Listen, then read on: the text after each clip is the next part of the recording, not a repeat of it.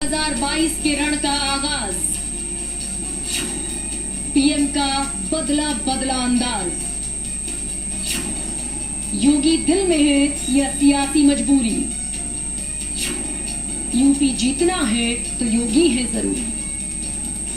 2019 की यह तस्वीर आपको याद होगी, जब देश ने प्रचंड बहुमत से नरेंद्र मोदी को दोबारा सत्ता तक वापस पहुंचाया था।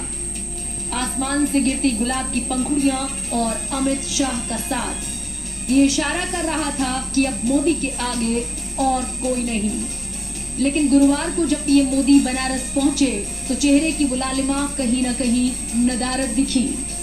जनसभा में योगी की तारीफ में जमकर कसीदे पढ़ना शायद सियासी मजबूरी की तरफ इशारा कर रहा था। योगी जी खुद कड़ी मेहनत कर रहे हैं।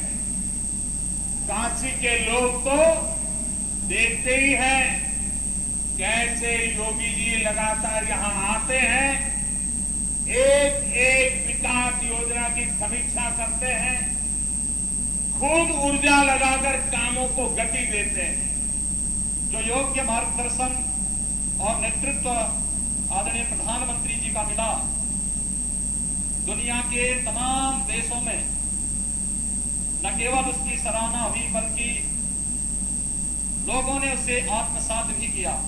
योगी जब कुछ समय पहले अचानक ही दिल्ली दौरे पर पहुंचे तो राजनीतिक गलियारों में उनके भविष्य को लेकर सवाल उठने लगे। लेकिन मोदी, अमित शाह और बीजेपी अध्यक्ष जेपी नड्डा से मुलाकात के बाद योगी और मजबूत होकर उभरे। ऐसे में यूपी में पिछले कुछ समय से राजनीतिक उठापटक, सीएम योगी की कार्यशैली पर सवाल और केंद्र और यूपी में बढ़ती दूरी की अटकलों के बीच प्रधानमंत्री नरेंद्र मोदी का योगी के लिए कर्मठ, यशस्वी, मेहनती और अभूतपूर्व जैसे शब्दों का इस्तेमाल करना काफी कुछ बयान कर रहा था। ऐसी ही मेहनत ये पूरे प्रदेश के लिए करते हैं, हर एक जिले में जाते हैं, हर एक काम के साथ खुद लगते हैं। यही वजह है कि यूपी में बदलाव के ये प्रयास आज एक आधुनिक यूपी बनाने में तेजी से आगे बढ़ रहे हैं।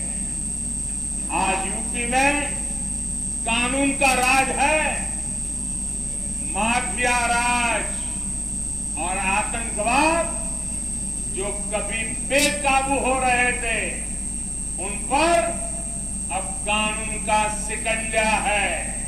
वहीं यूपी में विपक्ष के लिए भी अब राहें मुश्किल हैं। कांग्रेस महासचिव प्रियंका गांधी गाहे बगाहे यूपी पहुंचती हैं, लेकिन कांग्रेस अब भी सूबे में राजनीतिक वजूद तलाश रही है। समाजवादी पार्टी पंचायत चुनाव में धांधली को लेकर विरोध प्रदर्शन करके खुद को विपक्ष का अकेला वारिस साबित करने में लगी हुई है।